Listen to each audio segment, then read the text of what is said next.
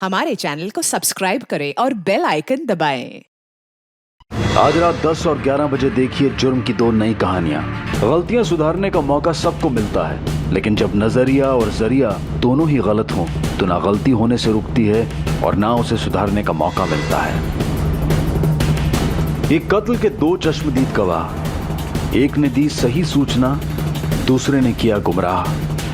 एक दूसरे से बिल्कुल अलग लेकिन जुड़ी हुई जुर्म की अनोखी वारदात। जुर्म पर कानून की पकड़ जड़। नमस्कार, आदाब। क्राइम पेट्रोल डायल 100 में आप सबका स्वागत है। कहते हैं कि गलतियां इंसान से ही होती हैं और उन्हें सुधारने का मौका भी सबको मिलता है, लेकिन जब नजरिया और जरिया दोनों ही गलत हों तो ना तो गलती होने से रुकती है और ना ही उसे सुधारने का मौका मिलता है।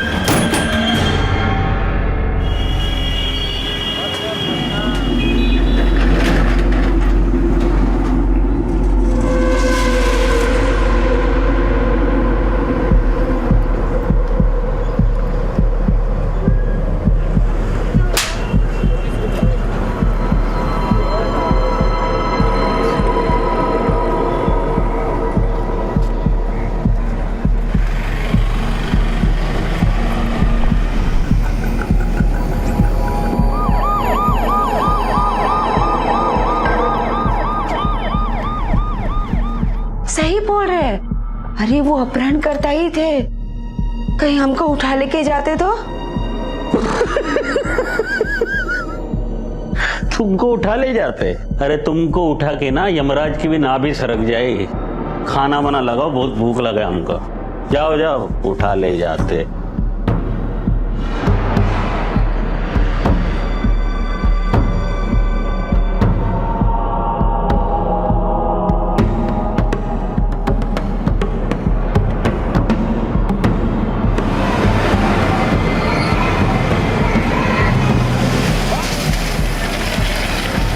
पहले बोली कि कोई तुम्हें उठाना चाहता है, अब क्या बोल रही हो कि कोई अजीत को उठा ले जाएगा? साला हम यहाँ काम धंधा करे कि तुम्हारे झूठ का भावताव करते रहे?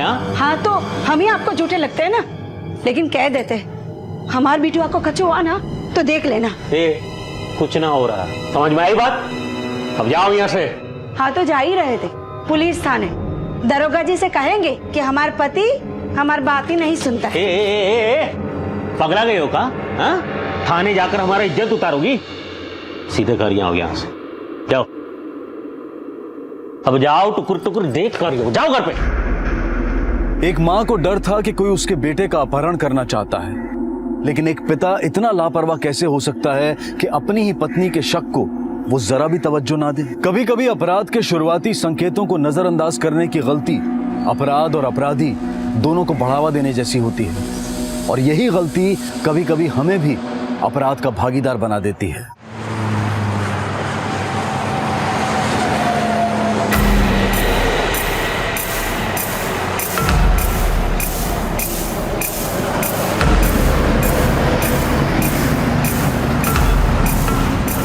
हट जाइए प्लीज, हटिए यहाँ से।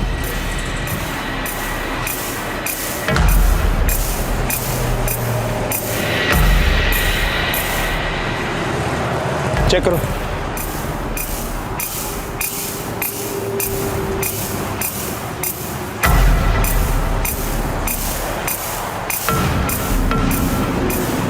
गुड्डी कुमारी।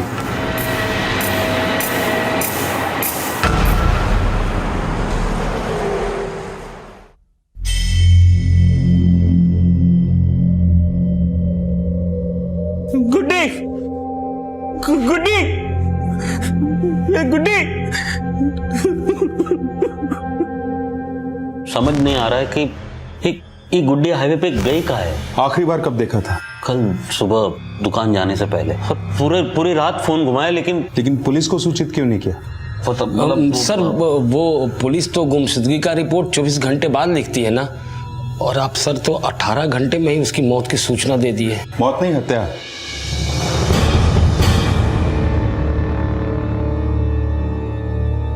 आप लोगों को किसी पे शक है? साहब, कल शाम जब गुड्डी गई ना, वो गहने जेवर पहन के गई थी। अम्मा जी, हम बाहर जा रहे, आप अजीत का ख्याल रखिएगा। चलते हैं। लेकिन वो इतना सज धज कर गई कहां होगी? आपसे कुछ नहीं बोली?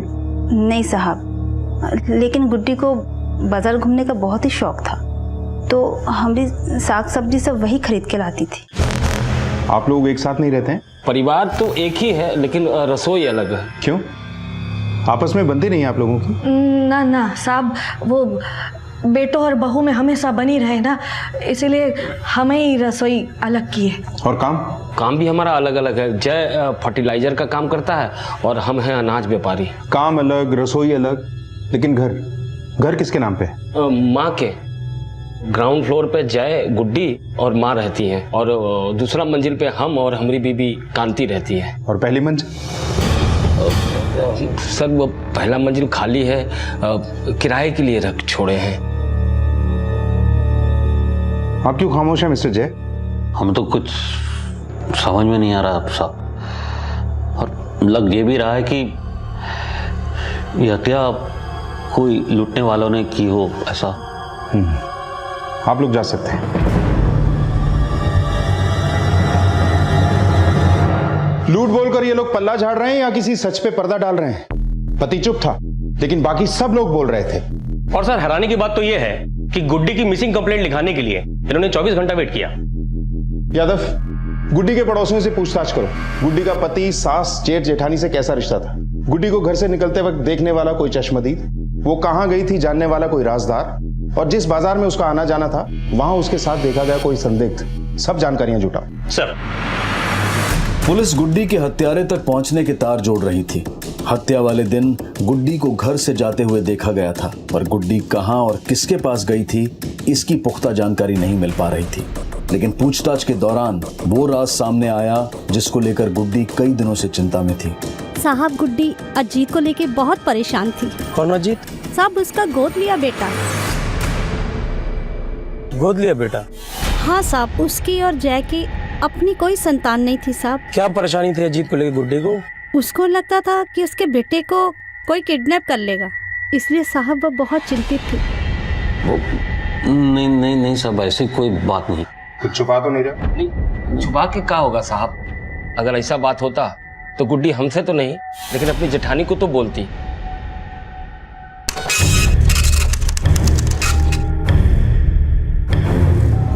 सर गुड्डी की पोस्टमार्टम रिपोर्ट। गुड्डी की हत्या 13 अप्रैल 8:30 बजे के आसपास हुई है। हत्या गला घोट के की गई है सर। गुड्डी के कॉल रिकॉर्ड के हिसाब से 13 अप्रैल शाम 4 बजे जय ने उसे कॉल किया था, और रात 9:30 बजे गुड्डी का फोन उसी लोकेशन पे स्विच ऑफ हुआ जहां उसकी लाश मिली थी। सर कहीं ऐसा तो नहीं कि जय ने खुद गुड्डी को वहां फोन करके बुलाया? रात 8 बजे गुड्डी को एक और नंबर से भी कॉल आया था। इस नंबर से कई बार गुड्डी के मोबाइल पे फोन आया। पता लगाओ ये नंबर किसका है। और साथ ही गुड्डी और जय के गोद लिए बच्चे अजीत से भी मिलो। उसको किडनैप किए जाने की कोशिशों के राज का जानना भी जरूरी है। सर गुड्डी को जिस नंबर से कॉल आ रहा था वो किसी ममता बिश्नोई के नाम पर रजिस्टर्ड है। सिम कार्ड भागमली गांव के वोटर आईडी देकर खरीदा गया है। फिलहाल फोन ऑफ है सर। बेटा आपको स्कूल से लेने और छोड़ने कौन आता है? पापा, पर पहले मम्मी आती थी। बेटा आप कभी घर से अकेले बाहर नहीं निकलते? नहीं, मम्मी ने मना किया। क्यों? क्योंकि कोई मेरा किडनैपिंग ना कर दे। बेटा इससे पहले ऐसा कुछ हुआ है?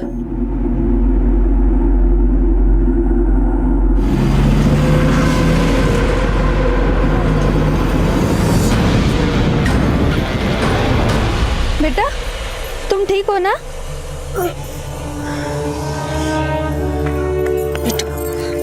दीदी बाल बाल बचाइए।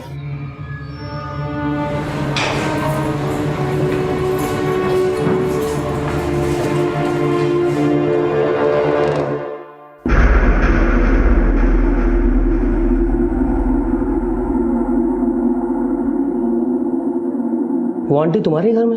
फर्स्ट फ्लोर पे हमारे साथ रहती है। नाम क्या आंटी का? ममता आंटी। साहब ममता हमारी किराएदार थी, 2 महीने पहले ही खाली करके गई। पिछले दिनों ममता लगातार गुड्डी को फोन कर रही थी। गुड्डी से कैसा रिश्ता था उसका? हमें क्या पता साहब वो क्यों कॉल कर रही थी। ममता का एड्रेस है?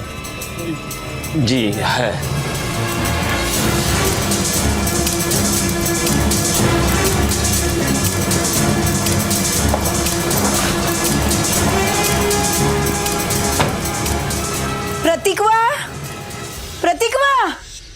साहब ममता यहाँ नहीं रहती है। यहाँ नहीं रहती तो कहाँ रहती? हमको नहीं पता, अपने पति के घर पे होगी। क्या नाम है उसके पति का? रणबीर चौधरी, भागमाली में ससुराल है उसका। अगर ममता का पति ससुराल सब है तो वो अकेली किराए पे क्यों रह रही थी? उसका अपने पति से बिल्कुल बनता नहीं था। हर हफ्ते 10 दिन में आके मायके में बैठ जाती थी। अब कहाँ से खिलाएं उसको? आखिरी बार कब आई थी यहाँ? महीनों हो गए उसका शक्ल देखे, और ना देखना चाहते हैं।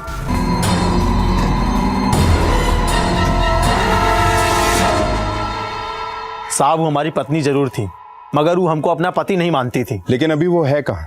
होगी अपनी नई सास के पास, बुढ़िया की सेवा कर रही होगी और अपने नए पति को मेवा खिला रही होगी। मतलब? वो औरत एक नंबर की चरित्रहीन थी। शादीशुदा होने के बाद भी उस जय के साथ में उसकी दूसरी बीवी बन के रह रही थी। जय केसरी? हाँ वही केसरी।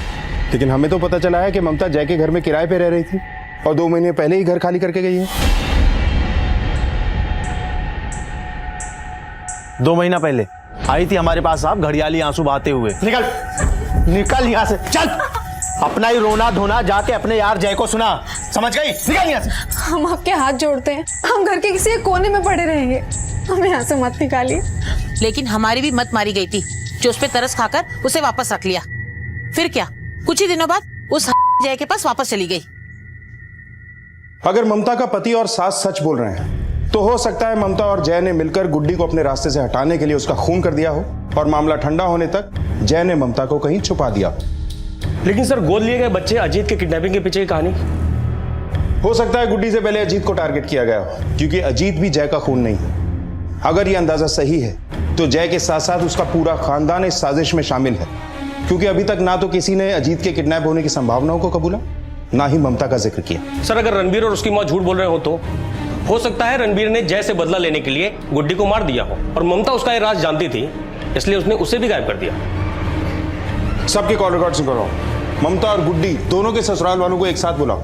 दोनों परिवार मिलकर एक दूसरे के राज खोलेंगे, तब पता चलेगा कि कौन सच्चा है और कौन झूठा। राज तो खुल गया ना साहब। गुड्डी इनकी आंख का काटा थी। ममता की शादी जय से करवाने के लिए इन लोगों ने गुड्डी की हत्या कर दी। हम पे झूठा आरोप मत लगा। अरे चुप, तुम लोग झूठे हो, तुम नहीं हत्या की। बस अब जो भी है साफ साफ बता दो, वरना सब के सब जेल में जाओगे। साहब हमने तो जो भी सच था सब कुछ बता दिया। इसके बेटे जय ने ही उसे मरवाने का कोशिश किया होगा, क्योंकि ममता को रखेल बनाकर रखा था, उसे पेट से कर दिया था। क्या ममता प्रेग्नेंट थी? झूठ बोल रही है साहब ये। ममता के पेट में जय का बच्चा ना ही था। 2 महीना से वो इसके बेटे रणवीर के साथ थी। रणवीर का ही बच्चा ममता के पेट में था। बीवी मर गई, उसकी सौत ममता गायब, अजीत पे जानलेवा हमले और ममता के पेट में तेरा बच्चा।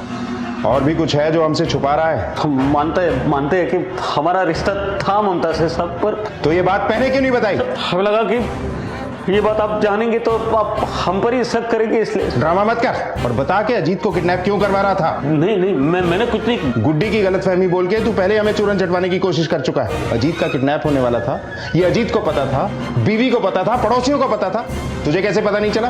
बताया था साहब, आपको बताया था गुड्डी ने। बताया था तो पुलिस को खबर क्यों नहीं की?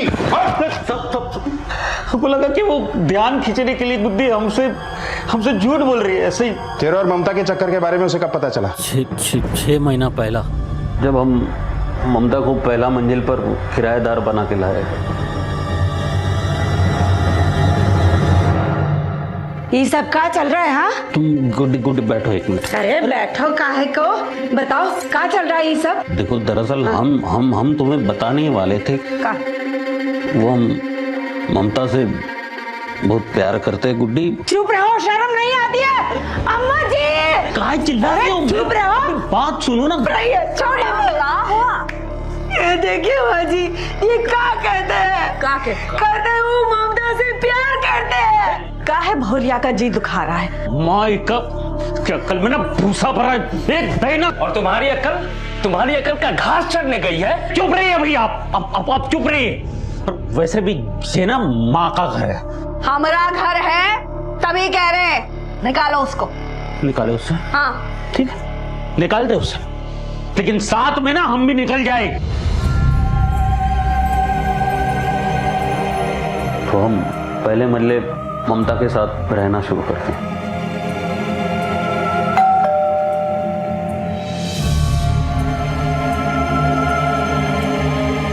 गुड्डी हमें अपने पास बुलाने के लिए तरह तरह के नाटक करते रहते। कभी खुद के बीमार होने का, कभी अजीत बीमार है ऐसा बोलती।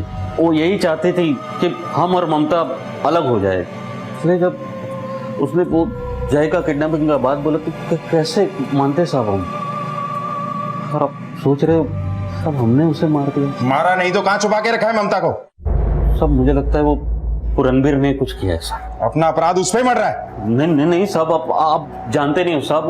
वो रणबीर और उसकी माँ ने ममता का जिंदगी एकदम नरक बना दिया था साहब। उसे मारते पिटते ही नहीं थे साहब, उसकी गरीबी का भी बहुत मजाक उड़ाते थे साहब। बताती थी सब ममता हमेशा। जब वो फर्टिलाइजर लेने हमारी दुकान पर आती सब, वो रणबीर उसका दिन रात रेप करता साहब। उसका पहला जो बच्चा वो भी रेप चाइल्ड है साहब। ममता को हमसे जो इज्जत जो प्यार मिला साहब, रणबीर उसे कभी नहीं दे सका। रणबीर ने उसे घर से निकाल दिया और हम उसे घर ले आए। वहां भी हमारे घर वालों ने उसे चैन से टिकने नहीं दिया। नहीं ममता, तुम कहीं नहीं जाओगी। तुम वहीं रुको, हम आ रहे हैं अभी। हमारे लिए अपनों से बैर मत पालो, हमें हमारे हाल पे छोड़ दो। गई फिर से मजबूर होकर रणबीर के पास, और फिर वही रणबीर की मारपीट, सब कुछ वही। सब आप कह रहे हो कि वो 10 दिन पहले अपने घर से निकल चुकी है और अभी कोई खोज खबर नहीं। तो सब मुझे लगता है कि वो रणबीर ने मुझसे बदला लेने के लिए ना तो गुड्डी को भी मारा है और ममता को कहीं छुपा रखा है साहब। मैं सच बोल रहा हूँ साहब, ऐसा ही होगा। सब झूठ बोल रहे हैं साहब। एक बात बताओ, किसी औरत का दूसरे घर में जाके पति पत्नी के बीच में रहना ये कोनो इज्जत की बात है का? हमने उसके साथ में कोनो मारपीट नहीं की, ना ही कोनो जबरदस्ती की है साहब। पैसे और ऐसे आराम के चक्कर में उसने हमको छोड़ दिया और जाके उस जय के साथ में उसकी दूसरी बीवी बनके रहने लगी। हमको तो शक है कि गुड्डी को भी इन्हीं लोगों ने मिलके मारा है। सर ये रहे ममता के कॉल रिकॉर्ड्स। सर ये जय सही कह रहा था। ममता 2 महीने पहले जय का घर छोड़ के रणबीर के गांव चली गई और गुड्डी के मर्डर से 15 दिन पहले यानी 29 मार्च को वापस जय के घर पे, और 29 मार्च की रात से 3 अप्रैल तक ममता अपने मायके चांदी धनी में ही थी। और फिर 3 अप्रैल से उसका फोन ज्यादातर बंद रहा, लेकिन जब ऑन हुआ तो उसके फोन से सिर्फ गुड्डी को ही कॉल किए गए। गुड्डी की हत्या में ममता का हाथ होना साफ साफ नजर आ रहा है। अब समझना यह है कि इसमें जय की क्या भागीदारी है।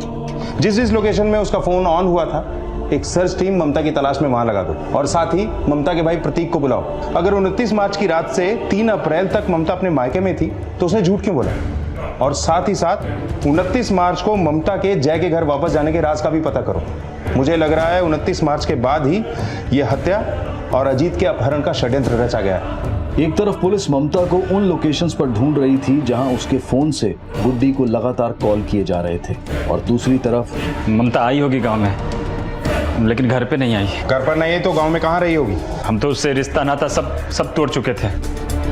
प्रतीक न ममता से मिलने की बात कबूल रहा था और ना ही गुड्डी के मर्डर में ममता के साथ मिले होने को स्वीकार रहा था। और इसी बीच ममता से जुड़ा एक और राज सामने आया। हाँ साहब, उस दिन ममता आई थी, बहुत तमाशा हुआ था। सब गुड्डी और ममता का हाथापाई भी हुआ था और जय के भैया ने ममता को धक्का मार के निकाल दिया था साहब, हम कभी औरत पर हाथ नहीं उठाए, लेकिन वो पेट में बच्चा बोल के हमारे घर पर कब्जा करना चाहती थी, इसीलिए धक्का दे के निकाल दिए। निकाल दे नहीं तो क्या करते? हाँ, हमारी गुड्डी का सुख चैन सब छीन लिए उसने। लेकिन जय तो ऐसा नहीं मानता। उसी का तो फायदा उठाए वो कलमुही। हमरे जैत को वश में कर लिया और गुड्डी के जले पर नमक छिड़कती रही वो। अरे दीदी, आपने पूजा नहीं की अब तक? तू अपना देख। अरे हम तो अपना मंदिर सजा कर ही आ रहे। जब जय जी आ जाएंगे तो हम पति पत्नी साथ में मिलकर ही पूजा कर लेंगे। बीवी और रखेल में फर्क होता है, समझी? और दिवाली की पूजा ना घर की लक्ष्मी के हाथों की जाती है, ना कि रखेल के। वो किसे लक्ष्मी मानते हैं और किसे रखेल, वो आपको बहुत जल्दी पता चल जाएगा। दिवाली मुबारक हो गुड्डी। ये अजीत के लिए और ये तुम्हारे लिए। दिवाली मुबारक। आइए ना, पूजा कर लेते हैं। अब तुम बैठो ना, मैं आता हूँ अभी।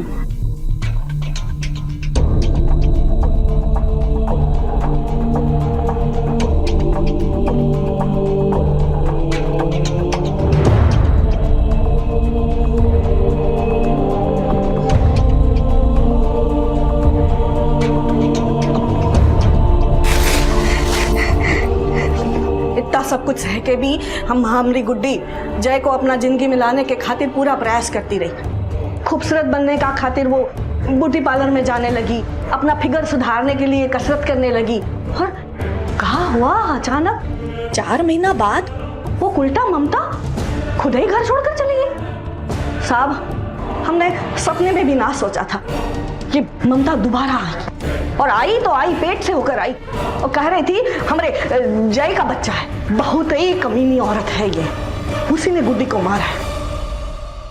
ये तो साफ हो गया कि गुड्डी की हत्या की वजह ममता और जय का रिश्ता बना।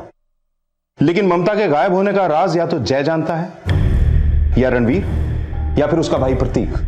सर 3 अप्रैल से 13 अप्रैल तक जिन जिन एरियाज में ममता का फोन ऑन हुआ, हमने वहां काफी पूछताछ की, लेकिन ममता कोई लीड नहीं मिली सर। जिन जिन लोकेशन पे उसका फोन ऑन हुआ, उसके आसपास के बाजार, सिग्नल्स, एटीएम, सब जगह की सीसीटीवी फुटेज चेक करो। शायद ममता कहीं कैप्चर हुई हो। पुलिस ममता को तलाशने का हर संभव प्रयास कर रही थी। तलाश की इस कड़ी में ममता के एक कंस्ट्रक्शन साइट पर देखे जाने का राज सामने आया, लेकिन ममता की तलाश ने पुलिस को एक बार फिर से चौंका दिया।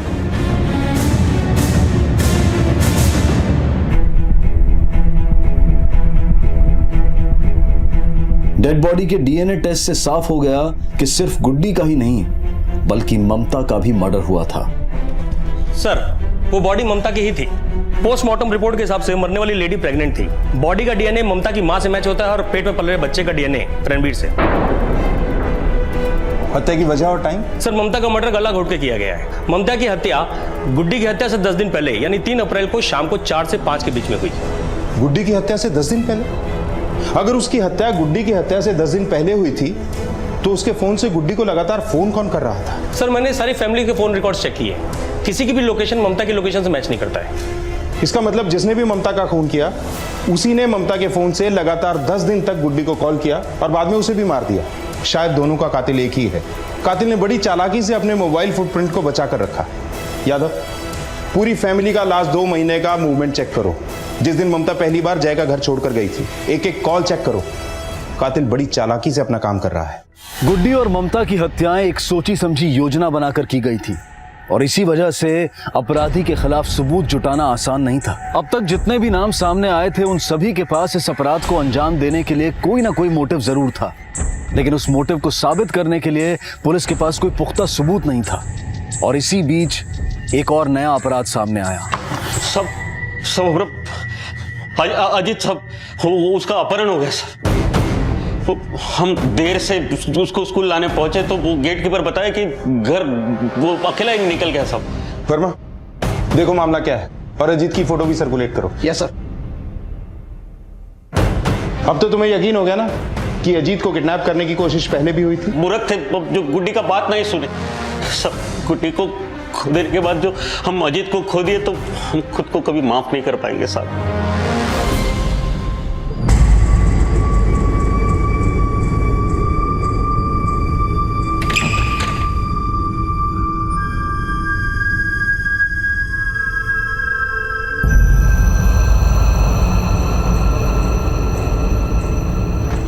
सर, हमने अजीत के स्कूल के आसपास पूछताछ की। अजीत के स्कूल के बाहर एक नीली वैन देखी गई। सर सज्जन सिंह के फोन रिकॉर्ड से एक अजीब बात सामने आई। 30 अप्रैल को सज्जन ने इंद्रलोक मार्केट की एक दुकान से एक संदूक ऑर्डर किया और इसी तारीख के बाद से ये किडनैपिंग के हादसे शुरू हुए। लेकिन संदूक का इस सबसे क्या लेना देना? सर संदूक का साइज 4x2x2 का है और अजीत की हाइट 3 फुट 7 इंच है। और सर हमने दुकान वाले से बात की, कुछ अजीब बातें सामने आई हैं सर। साहब, सज्जन बाबू तो अनाज के लिए खूब बड़ा बड़ा टंकी ऑर्डर किया करते थे, लेकिन पहली बार छोटा संदूक ऑर्डर किए। किस लिए, कुछ बताया? ये तो कुछ नहीं बोले। जब संदूक तैयार हुआ तो 2 नया लड़का को भेजे और वैसे तो हर ऑर्डर उनका नौकर लेके जाता था। कौन लड़का, उनका नाम? नाम तो नहीं बताया। कैसे आए थे? नीली वैन से। अजीत के स्कूल के बाहर भी एक नीली वैन को देखा गया।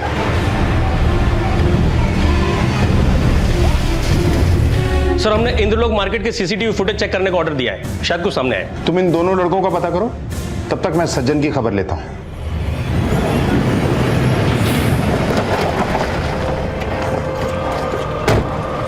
पूरे गोदाम की अच्छी तरह से तलाशी लो। ये चौबे वो पीछे का दरवाजा क्या है, वहां भी देखो। सर वो संदूक हम अपने दोस्त को तोहफा में दिए हैं सर। आप गलत समझ रहे हैं सर। सर वो आइए जल्दी आइए सर। सर वो पटना में रहता है सर। आप सर वो संदूक हम पटना भिजवाए हैं सर। वो हमारा दोस्त रहता है वहां पे। पटना भिजवाया है या यहाँ गाड़ा है? नहीं सर वो खोदो।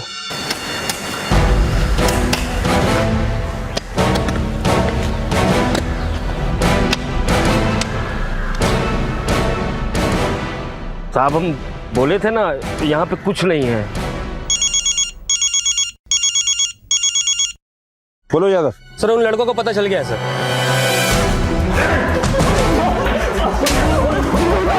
बता हमने उठाया था साहब अजीत को। कहाँ है अजीत अभी? साहब वो जय भैया की दुकान में।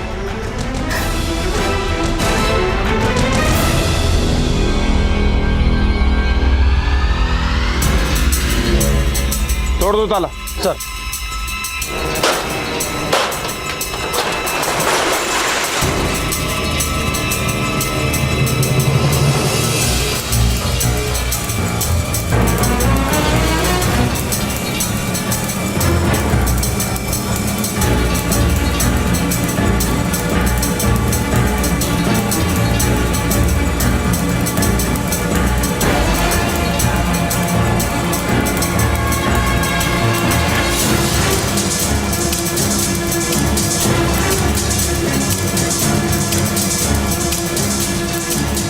खोद दो।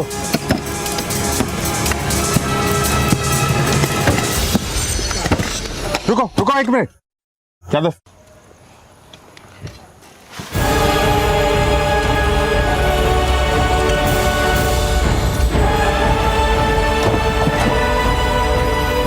बच्चों को बाहर निकालो जल्दी। खोलो इसे।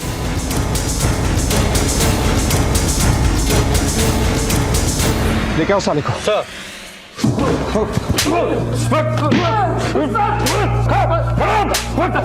सर बताते हैं सर। क्या दुश्मनी थी उस बच्चे से? घर तो माँ के नाम है लेकिन उसको 3 मंजिल बनाने में हमारा पैसा लगा। लेकिन वो जय 2 मंजिलों पर कब्जा जमा चुका है। ग्राउंड फ्लोर पर बीबी के साथ और पहला मंजिल पर रखेल के साथ। सर हम किसी तरह ममता को घर से बाहर निकाल दिए लेकिन वो कमीनी पेट में बच्चा डाल लाई।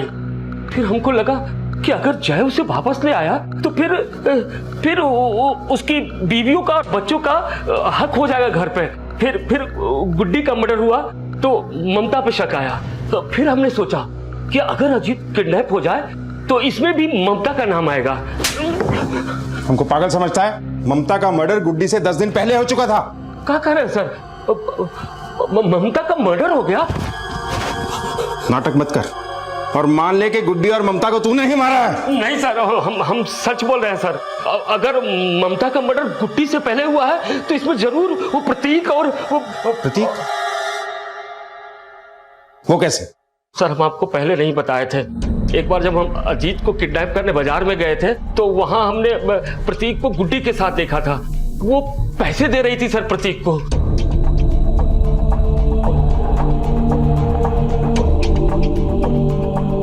किस बात के पैसे दे रही थी गुड्डी उसे? हमें क्या पता सर। आप जाकर प्रतीक से पूछिए। वो तो अपनी बहन से बहुत नफरत करता था सर। उसी ने मारा होगा सर। तुझे ये सब कैसे पता? 2.5 महीने पहले प्रतीक ने ही हमारा घर खाली करवाया था ममता से। छोड़िए हमें, छोड़िए। शादीशुदा होके पराए घर में रहती है साली। छोड़िए। सीधे सीधे बोल रहे हैं ना अपने पति के घर चल। नहीं तो सही बता रहे हैं, टंगनी तोड़ देंगे हम। छोड़िए हमें।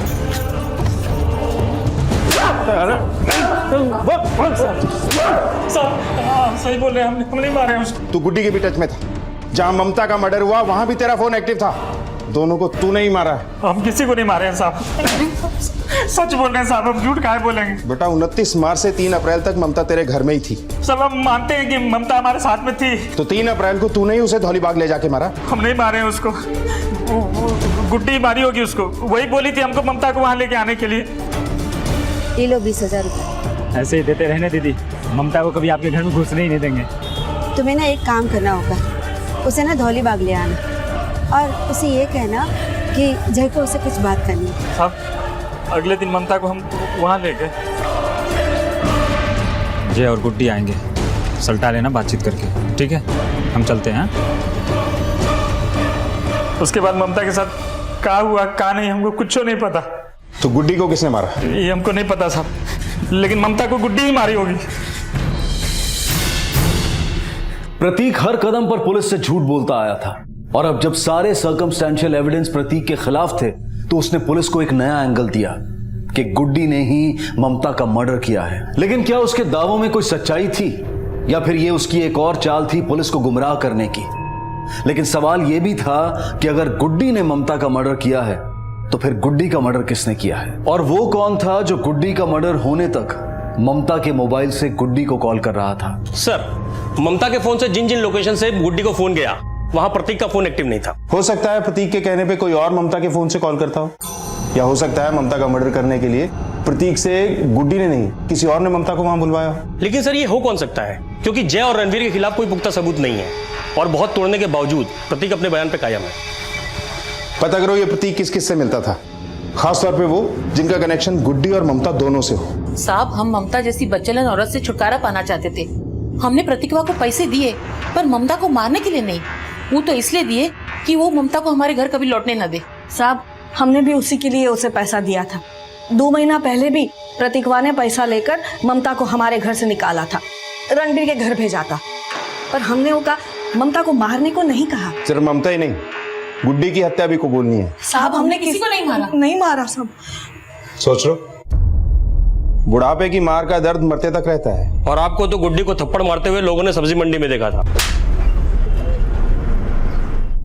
हाँ, हम ये बात मानते हैं कि हमने गुड्डी को थप्पड़ मारा, पर हमने किसी की जान नहीं ली साहब। तुम्हारी दुश्मन तो ममता थी, गुड्डी को क्यों मारा? उसकी सास ने प्रतिभा को ज्यादा पैसे देकर ममता को हमारे गले डाल दी, बस इसीलिए। और पैसे देके उसे भी मरवा दिया। नहीं साहब, हम कह रहे हैं ना, हमने किसी को नहीं मरवाया, किसी को नहीं मारा। जो कछु भी हुआ ना, इसी ने किया है। हमने कछु नहीं किया साहब, हमने कछु नहीं किया।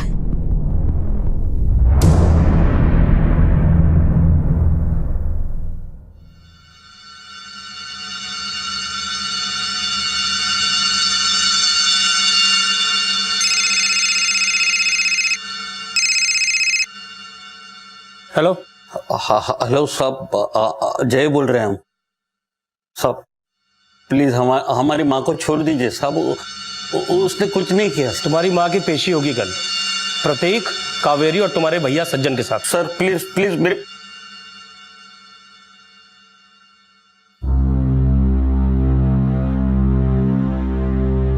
हे बेटा, ये क्या कर रहा है तू? हाँ, क्या है भौरिया का जी दुखा रहा है?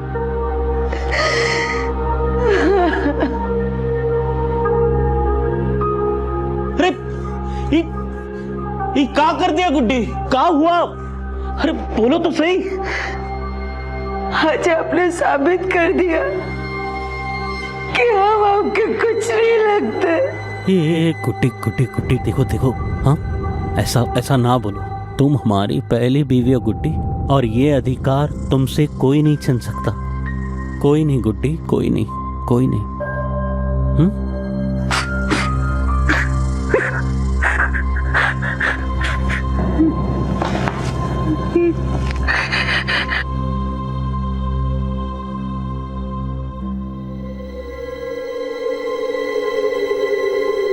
साहब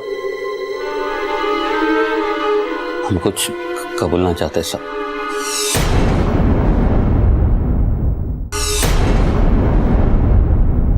सब जिस रात गुड्डी का मर्डर हुआ उस रात हमने गुड्डी को एक रेस्टोरेंट में मिलने बुलाया था। तो तुम मानते हो कि तुमने गुड्डी को? नहीं नहीं साहब, नहीं, हम उसे जरूर बुलाए थे साहब, पर गुड्डी आए नहीं।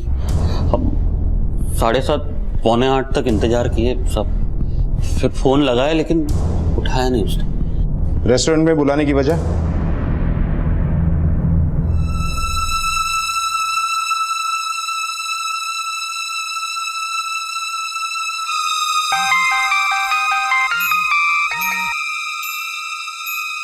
हाँ जी कहिए। गुड्डी, हम सोच रहे हैं कि बड़े दुख दिया हमने तुम्हें गुड्डी। नहीं नहीं, आप ऐसा ना कहिए। नहीं गुड्डी, हम कब वो बोलने दो, हम कभी अच्छे पति ना बन पाए गुड्डी, लेकिन हम अपना सारा गलती सुधारना चाहते हैं गुड्डी। मिलोगी का हम का वही अपने फेवरेट वाला रेस्टोरेंट में? ये बात पहले क्यों नहीं बताई? डर गए थे साहब, हमको लगा कि हमारा और ममता का रिश्ता जानने के बाद आप हमें ही हत्यारा समझ बैठोगे गुड्डी का साहब, इसलिए। कहीं ये तेरी कोई नई चाल तो नहीं? कोई चाल बाल नहीं है साहब। सज्जन भैया ने मेरे अजीत को मारने का कोशिश किया साहब। अब गुड्डी भी नहीं रही, ममता भी मर्डर हो गया, ममता का भी सब। माँ है हमारी, बस वो निर्दोष है साहब, आप वो छोड़ दो उसको साहब। यादव, रेस्टोरेंट का एड्रेस लो और वहां से सीसीटीवी फुटेज मंगवाओ। सर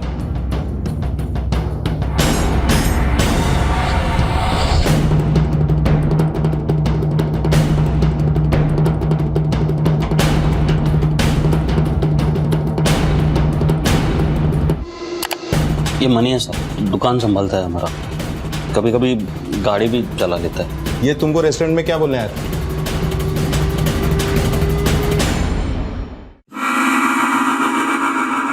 भैया जी, पेट्रोल की टंकी लीकेज हो गई है, गाड़ी गैराज ले जानी पड़ेगी। ठीक है, ले जाओ। ठीक है भैया।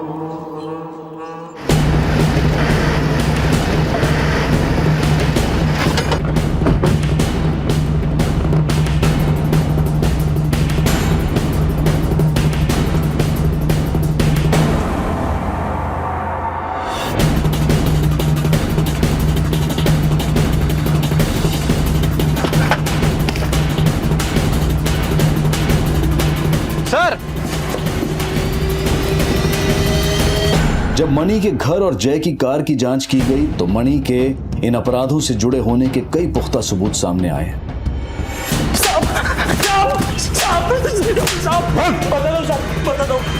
साहब, हमें पैसे का बहुत जरूरत था। हमने जय भैया से पैसा मांगा, वो भैया ने पैसा नहीं दिया साहब, और गुड्डी भाभी ने हमको भैया से पैसे मांगते हुए देख लिया। कितना पैसा चाहिए? 50,000 भाभी। हम देंगे, पर तुमको हमारा एक काम करना पड़ेगा। कौन काम? हमारी सौत का मर्डर। हम भाभी का बात मान लिए साहब।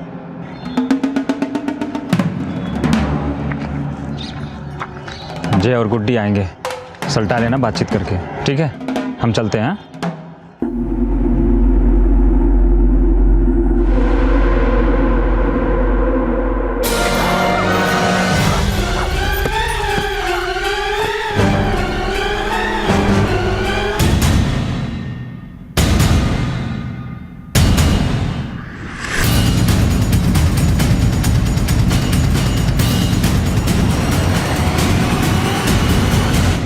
क्या हुआ? काम हो गया भाई। ये फोन तू अपने पास ही रख और रोजाना इस नंबर से मुझे फोन करना। और हाँ, याद रहे, अपने घर के आसपास से मत करना। ठीक है भाई। ये लो पैसा। भाभी, 50,000 की जरूरत थी हमें। 2 ही दिन का वक्त दो, दे देगी। साहब, भाभी हमका आधा पैसा दी थी, बाकी के पैसे देने की नियत नहीं थी उनकी। हम हर बार पूछते रहे, हर बार हमें टालती रही। फिर एक रात भाभी रेस्टोरेंट में आ गई तो हम अड़ गए।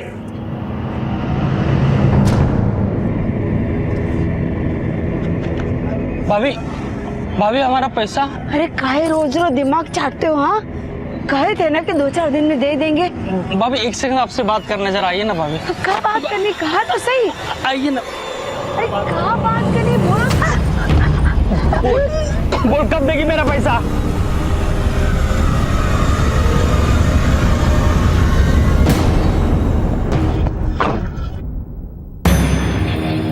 भैया जी, पेट्रोल की टंकी लीकेज हो गई है, गाड़ी गैराज ले जानी पड़ेगी। ठीक है, ले जाओ।